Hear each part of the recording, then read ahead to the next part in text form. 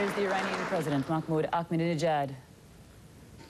On behalf of the General Assembly, I have the honor to welcome to the United Nations His Excellency Mahmoud Ahmadinejad, President of the Islamic Republic of Iran, and to invite him to address the Assembly.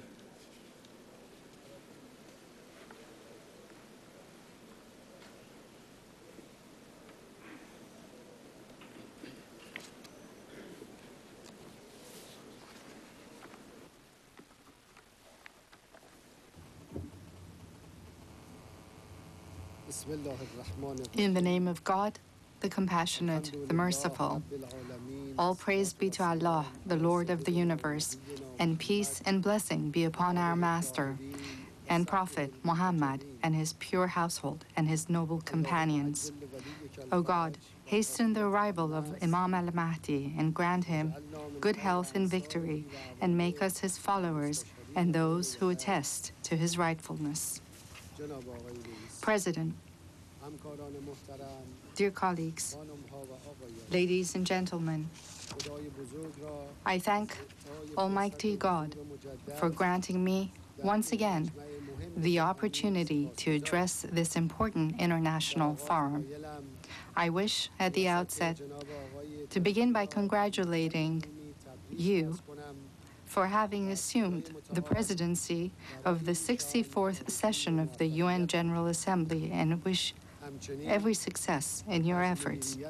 I also extend my thanks to His Excellency Mr. Miguel Diaz-Coto, President of the 63rd session of the General Assembly, for his excellent stewardship and work during his term. Dear colleagues, over the past 4 years, I have spoken about the main challenges facing our world.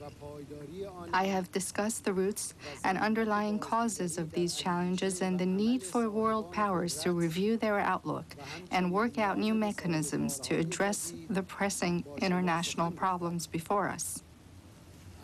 I have talked about the two conflicting outlooks prevailing in our world. One that is based on the predominance of its materialistic interests through spreading inequality and oppression, poverty and deprivation, aggression, occupation, and deception, and tends to bring the entire world under its control and impose its will on other nations. This outlook has produced nothing but frustration, disappointment, and a dark future for the entire humanity. The other outlook is the one that espouses with the belief in the oneness of the Almighty God, follows the teaching of his messengers, respects human dignity, and seeks to build a secure world for all members of the human community, in which everybody can equally enjoy the blessings of sustainable peace and spirituality.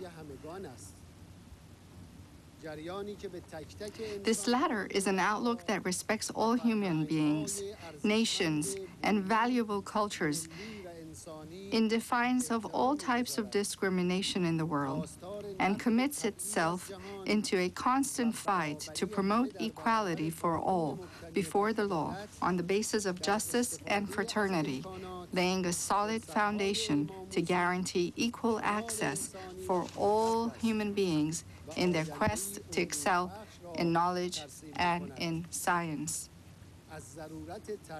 I have laid emphasis time and again on the need to make fundamental changes in the current outlook on the world and mankind in order to be able to create a brighter tomorrow.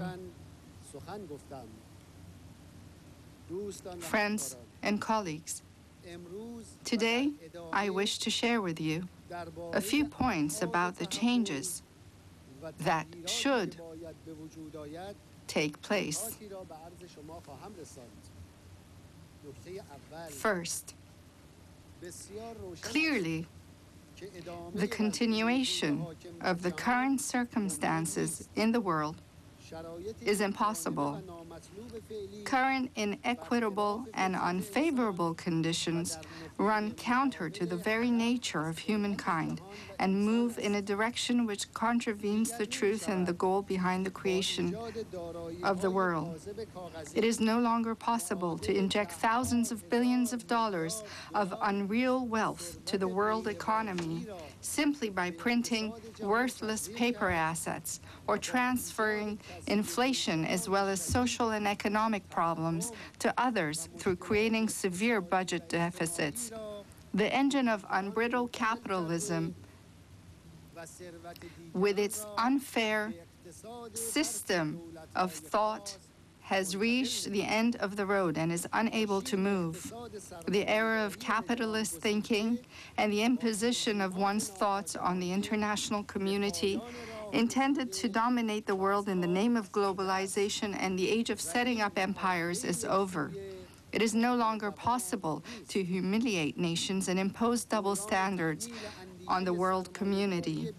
It is necessary to delegitimize and reject any approach which views the realization of the interests of certain powers as the only measurement of democracy and uses despicable forms of intimidation and deceit in the name of freedom or democratic practice, and approaches that allow dictators to be portrayed as democrats, lack legitimacy, and should be rejected.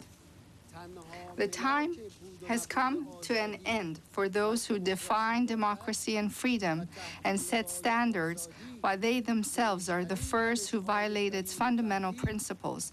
They can no longer be both, in fact, the judge and the executor, and challenge real democratically established governments.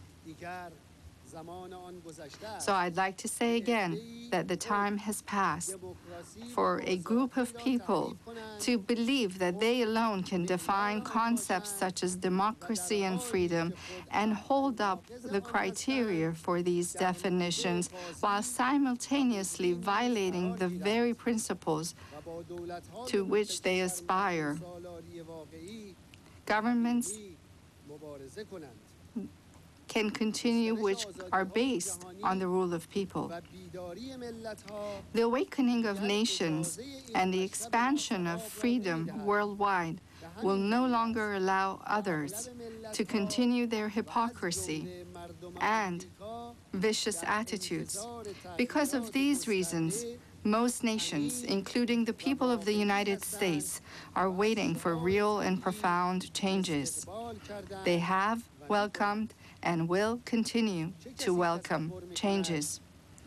How can one imagine that the inhuman policies in Palestine may continue to force the entire population of a country out of their homeland for more than 60 years by resorting to force and coercion, to attack them with all types of arms, and at times even prohibited